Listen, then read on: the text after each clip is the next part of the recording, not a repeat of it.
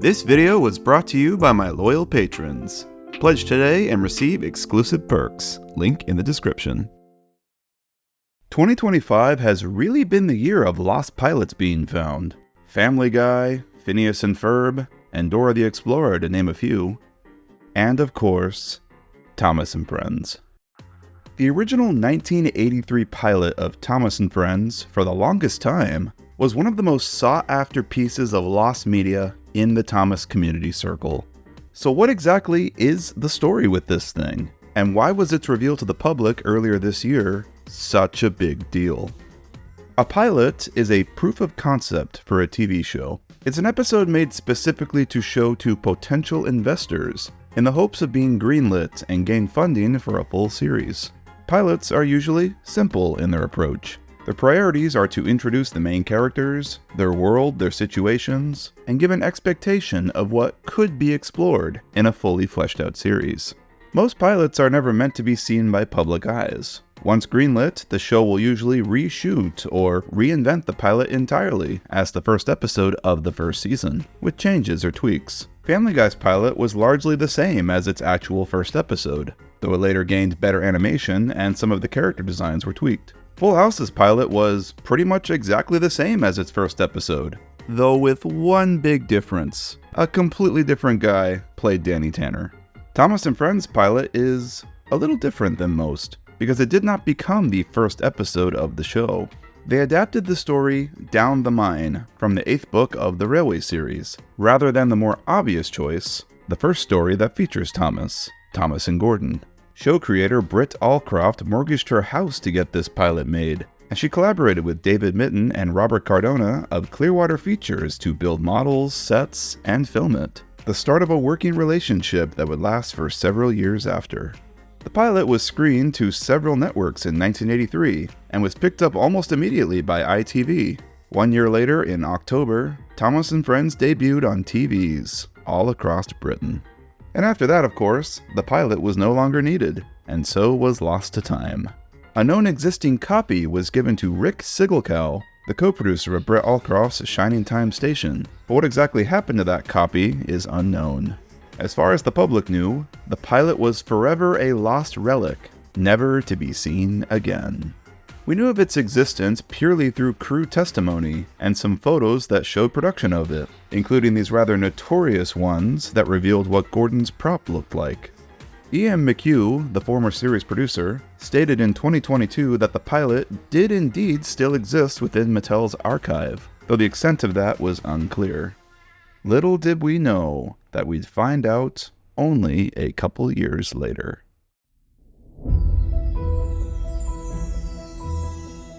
The news hit the Thomas community like a brick. Out of the blue, Mattel announced that they would indeed be uploading the pilot to the official Thomas YouTube page the next day on May 9th, in celebration of Thomas's big 80th anniversary on May 12th. Restoring the pilot for the 80th was a big push from Ian McHugh, and he appeared in interviews confirming its existence and talking about how they managed to resurrect it. The pilot's restoration process was unique. Mattel did indeed have access to surviving film reels from the pilot shoot. However, at least the way I understand it, they did not have access to all of them, nor did they have a copy of the original finalized edit. As can be seen here, what they had access to was film trims. Leftover scraps basically, meaning all of what they likely had was unused takes and outtakes, not the actual footage used in the finalized pilot, but enough to piece an edit of it back together. The film was cleaned up, restored, and digitally rescanned by Silver Salt Restoration Limited. Since no copy of the actual pilot exists still, all this new footage was edited back together in what was essentially a guess of what the episode was like, using the leaked visual scripts and Ringo Starr's audio recording as references of what went where.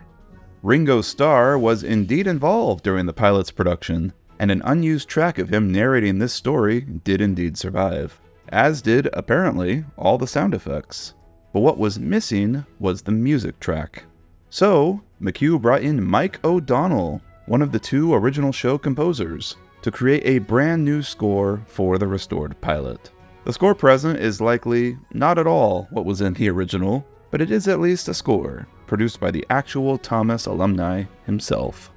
I did a live reaction to the pilot when it released, and I've been itching to make a big video analyzing it ever since. A shot-by-shot analysis comparing what we got to the leaked script, speculating why some things are the way they are, and why they changed some of the things in the final filmed episode in Season 1. But my big question here is, why Down the Mine, of all stories? Usually a pilot sets up a major story arc and implies the possibilities of where a story can go with the characters. So why would they choose to adapt a story that ends a major story arc?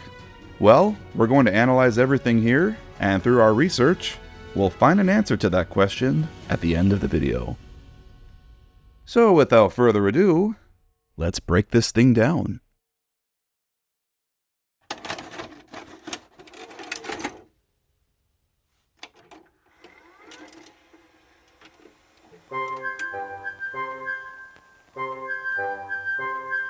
So the original pilot apparently did not have an intro sequence. It allegedly just jumped right into the story. So a special intro was created for this, made up of outtakes which reveal some behind the scenes information and show how they accomplished some of the effects shots. The first shot here shows the set of the mine. The clapperboard present shows that this was the first take of the first shot of this scene and was filmed on April 25th, 1983. In this shot, we can see a silhouette of Sir Topham on a rod was used to create the ominous Topham shadow that appears on Thomas when Topham spots him at the mine. This is a visual gag that they used a few more times in Season 1, in Thomas and the Trucks, Thomas and the Breakdown Train, and in the final version of Down the Mine. It was exclusively a Season 1 thing though, and they didn't do it again starting in Season 2 onwards. If I had to take a guess, perhaps they axed it because they thought it made Topham seem too threatening.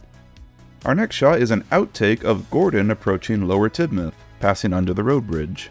This shot was not used in the final edit, and if I had to guess why, it might be because that part of the film was damaged. Note how it cuts mid-take from Gordon to his trucks here, not to mention the clearly visible hand pushing the train. Just overall a bad take, and who knows, a good take may exist. But as they were working with film trims here, that good take may have been lost. We should also take note that the Lower Tidmouth scene was filmed long after the mine scene, on May 4th, 1983. One day, Thomas was at the junction. So the episode starts with Thomas waiting at Lower Tidmouth, uncoupled from Annie and Clarabelle. There's some neat details on set here, such as this workman present looking over Thomas's wheels before starting his journey, and this man laying on a bench reading a newspaper. This is also our first real look at Thomas's prop from the pilot. Previously, we only ever saw what it looked like from that one shot from the pilot repurposed in the final episode. We can see some minor differences. His wheel arch doesn't have red lining, his cab windows lack their yellow lining, he has no lamp irons, and his chassis is different. More on that later. But overall, he looks pretty similar to how he looks in the final show. When Gordon shuffled in with some trucks. Note this cut to Annie watching Gordon arrive with this flirtatious look on her face. This was noted in the visual script. It's clear that Annie and Clarabelle both admire Gordon, which is supported by the narrator's line, Annie and Clarabelle were deeply shocked. They had great respect for Gordon, the big engine. This is also the first time we've seen the Annie and Clarabelle props sport these different expressions, ones that they do not use in the final show. They have quite a bit more range here. Phew, remarked Thomas. What a funny smell. And here we see a familiar face. Literally, it's Thomas's annoyed face, one that gets used in the final show, and lasted all the way till the end of the model series. Interesting to know that it was made for the pilot. No one noticed it till you did, grunted Gordon. It must be yours. And here we see Gordon's model in full, and good golly, there are some major differences here. Unlike Thomas, much about Gordon was changed moving into the final show. His front running board here dips very low. His boiler fully tapers behind his wheel arches. His chassis is completely different, and all of his faces were redesigned. So why did they change it so much for the final show? I guess the chassis played a big part in that. Thomas and Gordon's chassis here are made of parts from Bassett Loke, and they don't look like they worked very well. Again, more on that later. Gordon's final prop, as well as all the engines, used much more reliable Markland chassis. The Markland chassis has a large, wide motor block, and likely they had to cut away under Gordon's boiler to fit the new chassis inside him, hence why the part behind his wheel arches gained that flat blue block behind them. As for why they redesigned his faces, well, I'm just gonna assume that they didn't like them. I mean, can you blame them? This is a face that only a mother could love. Funnily enough, the face present in those notorious photos of Gordon's prop was never used on screen. Annie, Clarabelle, do you know what I think it is? It's ditch water. Something I noticed about this scene is all of the camera angles are looking down on the engines from above, and it makes them seem very small. They very much look like models here, and they don't exactly pass as actual steam engines. Thankfully, they moved away from this when the show started. This is ever apparent when you compare this scene to the one in the final episode, where the camera is always low and looking up at the engines. It's great to see that learning curve. I mean, that's the whole point of a pilot, right? To get a feel of what works, what doesn't, and what can be improved upon. Before Gordon could answer, Thomas puffed away. Here we have our first use of repurposed footage from the final episode. There's a few instances where the newer footage gets used in this, and I can only assume that's because they did not have access to those film reels. They were working with trims after all, so the reels that featured these shots were likely lost. It's also possible that a shot of Thomas bumping into Annie like this wasn't even in the pilot, because according to the visual script, this scene occurred a little differently than it's presented here. The script notes that while Thomas says, "a funny, musty sort of smell," he starts to slowly reposition himself on the line to couple up to Annie. And we do have that shot. It is present here, albeit chopped up. Then it cuts to Gordon saying, "No one noticed till you did. It must be yours." Then cut to Thomas saying, "Do you know what I think it is?" Then cut to the guard, "It's ditch water," and he starts off immediately. What's presented here in this edit seems to follow more closely to what occurs in the final episode, which I don't think is exactly accurate to what was filmed and intended. That was funny, he chuckled. So this whole scene is repurposed footage from the final episode, and once again, I have to assume that they lost the film reel for it, and simply made do with what they had. However, we do know that they did film it, because we have a photo of it. The signal box is on the opposite side of the tracks here. The visual script describes the scene as such. There's a close-up of a signal changing from red to green, and then the camera pans down to Thomas passing it. In the distance, we see the bridge and the signal box.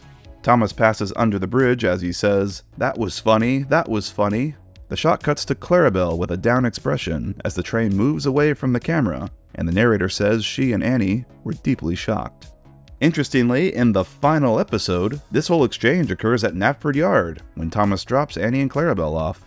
That was funny, he chuckled. He felt very pleased with himself. Annie and Clarabelle were deeply shocked. Very interesting change there. So this close-up is interesting. It's a type of establishing shot that they never really did in the final show. To me, this feels very Tugs-like, David Mitten's other show, where they would use more extreme close-ups and visuals to show action. This is also the only footage from this scene that seems to have survived. The scene is significantly chopped down, and cuts directly to that notorious shot of Thomas leaving Knapford Yard, passing some boys on a fence, the shot that was repurposed in the final episode.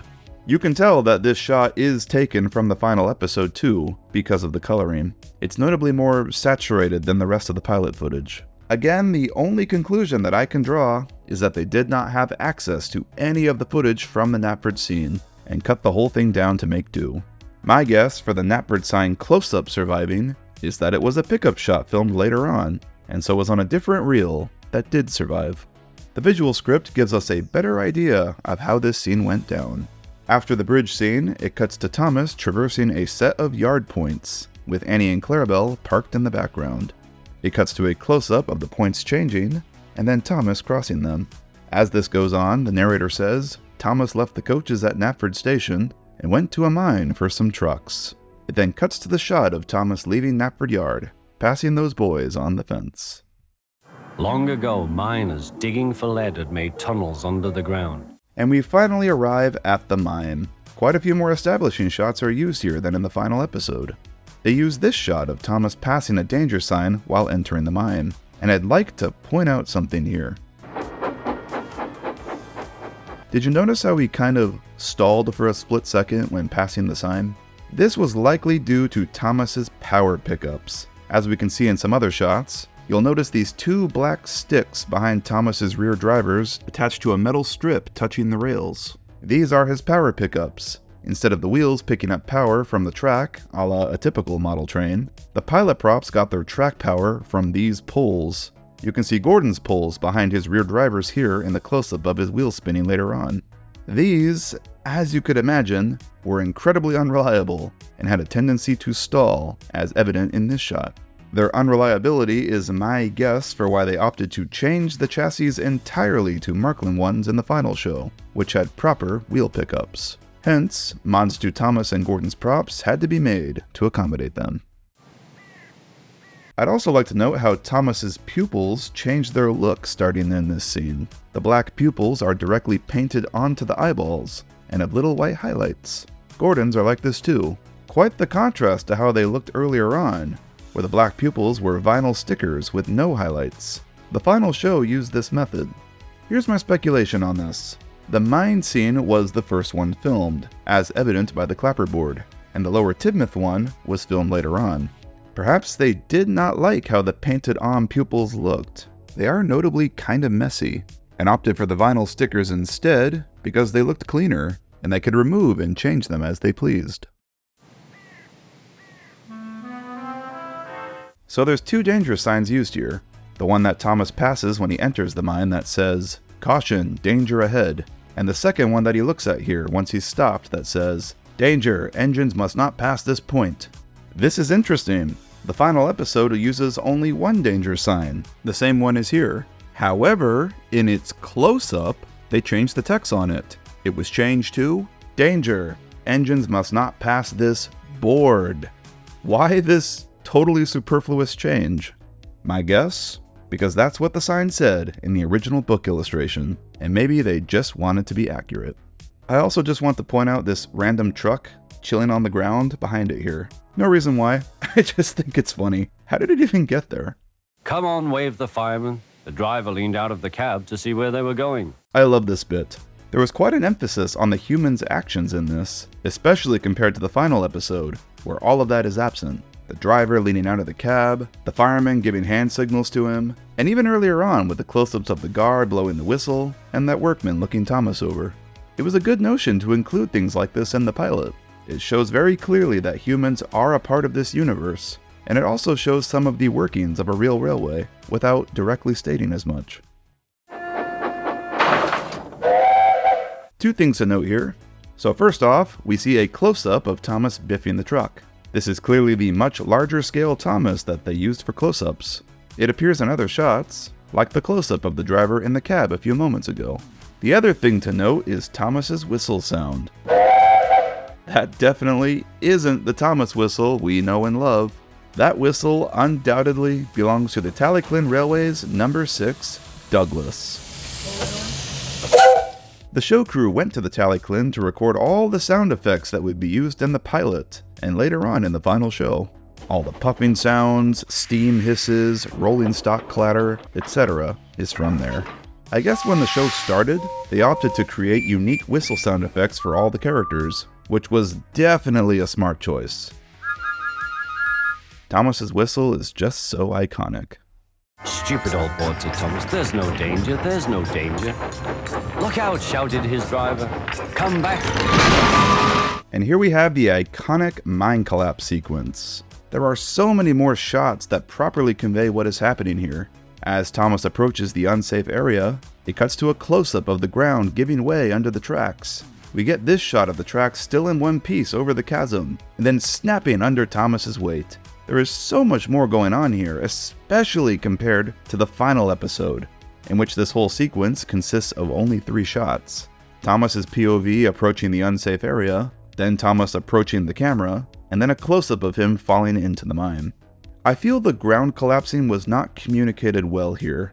As it's presented, it just seems like that there was always a hole in front of Thomas and he just puffed right into it. there's not really a clear implication that the ground gave way under his weight. Perhaps they did film more, but if I were to speculate, they edited it this way because the shot of Thomas falling into the hole was more visually interesting and striking, and then cut into a wide shot after to show the aftermath. In the pilot, it's the opposite. Wide shot showing the action, and then a close-up of Thomas after. Thomas also feels like he has more weight to him this way, whereas here, the action occurs quickly, and he looks like he has no weight. He looks very much like a model. I prefer overall how the pilot went about it though. Just that one close-up of the ground giving way communicates so much, and I think the final episode should have included something like that. Fire and smoke, said Thomas. I'm sunk. And he was. So here we see another familiar Thomas face. The ever-beloved memed O-face. A face that does get used in the final show. Can you see fish? But mysteriously stopped appearing after Season 2. It is not featured in Thomas's Season 4 face reference photos, so we can only assume that it was either lost or discarded sometime after Season 2.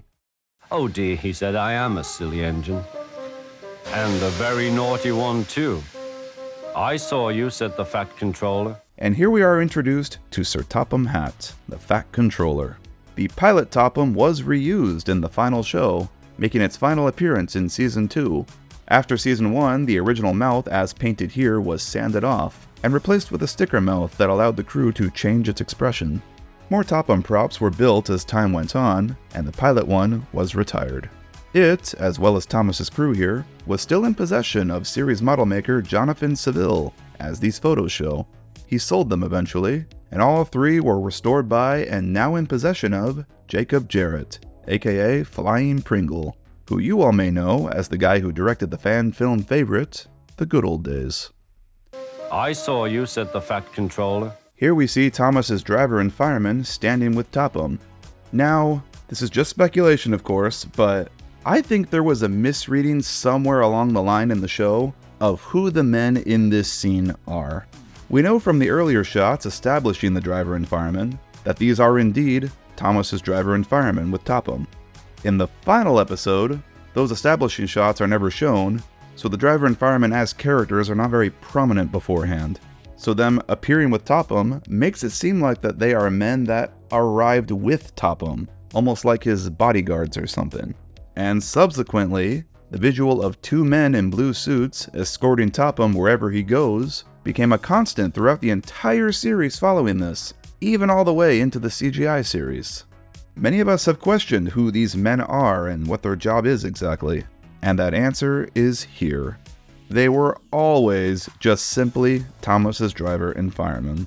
It is quite funny to think that Topham just so happened to be visiting an old mine by himself, unescorted, on the same day that Thomas went there. What was he even doing there? Please get me out, I won't be naughty again. I'm not sure, replied the Fat Controller. And we see another Thomas face that originated from the pilot. His sad/worried one. Another staple one that is used all the way until the end of the model series. It's so interesting seeing what Thomas faces were created for the pilot. I wonder if there's others that went unused that we're not aware of. Down a mine, is he? Ho, ho, ho, left Gordon. What a jokey chortle. So here's another difference from the final episode. In the final episode, it's implied that some time passes after Topham suggests that Gordon come to Thomas's rescue. There's a fade transition to Gordon traveling to the site, laughing to himself at Thomas's predicament. Down a mine, is he? Ha, ha, ha, laughed Gordon. What a joke.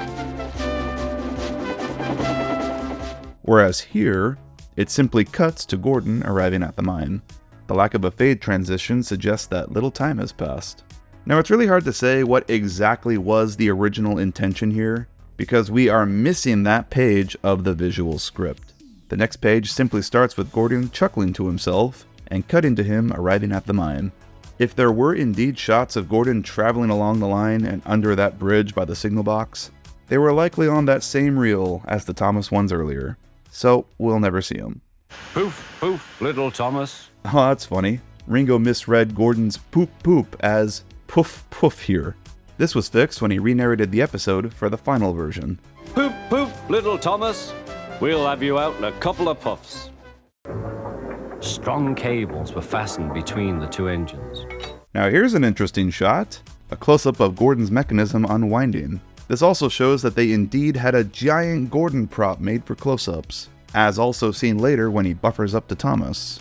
No idea what happened to this, or if it was rebuilt for the final show. Are you ready? Heave, call the Fat Controller. And here we see a couple shots that were repurposed for the final episode. The close-ups of Topham, and the close-up of the cable tightening on Thomas's coupling. Unlike the Thomas at Knapford shot earlier, these look like they came straight from the film reel that they were featured on. I love this close-up of Gordon's wheels spinning in place, something that was not used in the final episode. In the final, Gordon's wheels are indeed spinning, but he's producing so much smoke that it covers them completely. I like the close-up, but I think I prefer the final overall for this sequence. Gordon slowly hauling Thomas to safety implies so much more weight here, as compared to here, where he just yanks him out of the hole. Again, they look like they have no weight, and it's just really apparent that they're models here. So again, it's nice to see that they improved upon this. I'm in disgrace, Gordon went on pathetically. I feel very low. Shall we form an alliance? An ally? What was it? Asked Thomas. An alliance, Thomas. So here's some extra dialogue that isn't present in the final episode, but it was featured in the original Railway series story. I'm in disgrace, Gordon went on pathetically. I feel very low. Shall we form an alliance? What was it? An alliance, Thomas. I think it's really cute that Thomas doesn't know what an alliance is, and I wish this wasn't trimmed out of the final. And buffer to buffer, the Allies puffed home. And it ends with a close-up of the engines buffering together and leaving the mine. I love these close-ups, literally showing their buffers touching when the narrator says buffer to buffer. But, I'm sorry, it's got nothing on the final shot in the final episode. And buffer to buffer, the Allies puffed home.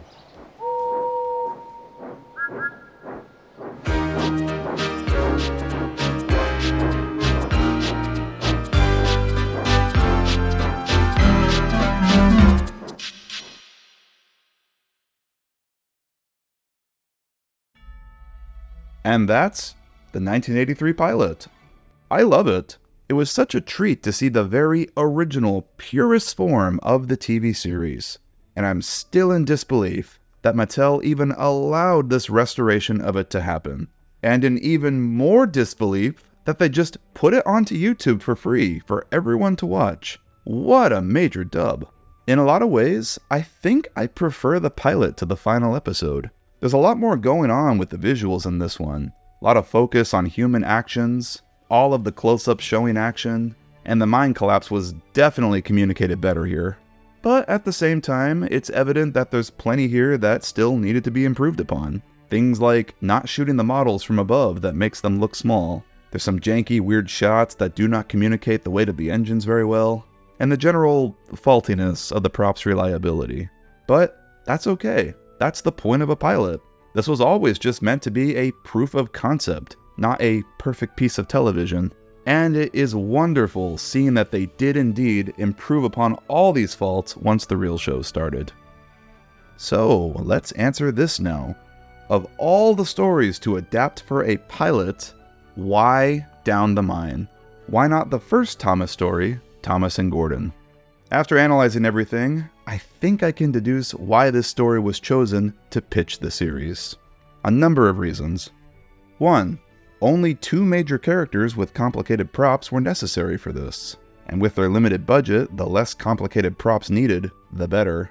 Had they gone with Thomas and Gordon, they would have had to make a prop of Henry or James to show the other big engines that lived at the big station.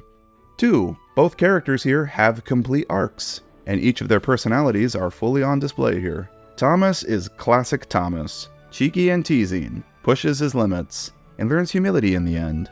And Gordon, clearly egotistical and easily offended by vulgar comments at his expense, but he puts his pride aside to help a fellow engine in need. Number 3, only 4 sets were required: Lower Tidmouth, the bridge, Knapford Yard, and the mine. Again, had they gone with Thomas and Gordon, they'd have to create so many mainline run-by sets during the big climax, not to mention all the big location sets like Tidmouth Sheds, Knapford Station, etc. More sets cost more money. Number 4, this story has a crash. The crashes in Thomas are pure eye candy, visual spectacles, and kids love them.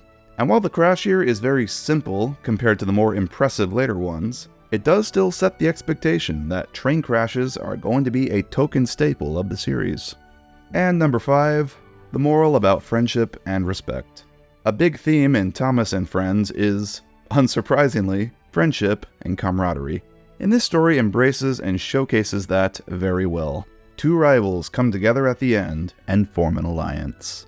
Unlike Thomas and Gordon, which is about one awful character humiliating another awful character, and it ends on a bit of a dour note. Had they gone with Thomas and Gordon, I could see big suit investors just being like, so it's a show about trains that are mean to each other? Thomas and Gordon works great as the first part of an arc, not so much as a standalone to sell the series. Thomas's pilot episode is really fascinating for this. It's not a traditional pilot in the form of a first episode to introduce the audience to the world. It's instead a pilot that showcases everything that can be done in this world, in the most minimalistic, economical, budget-friendly way possible. Down the Mine was a very smart story to adapt for this. The pilot is currently standing at 2.4 million views at the time of recording this, and that absolutely warms my heart to see. Over 40 years on, and the love for classic Thomas is still as strong as ever. People show up for this stuff.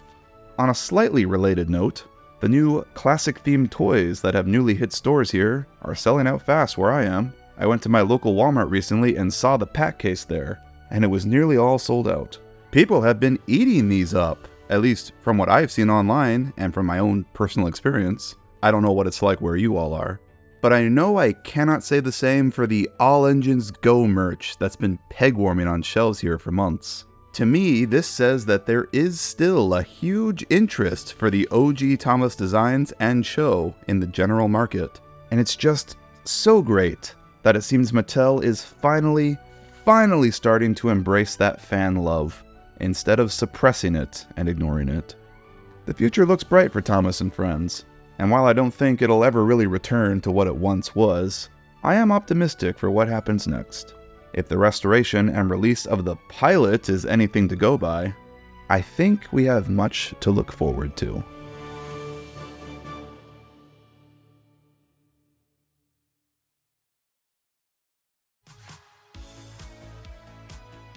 Keeping with the theme of Thomas TV pilots, this pick of the week is regarding another Thomas pilot. This video is called New Image from 1977 Thomas Pilot Found by Click Clack Track.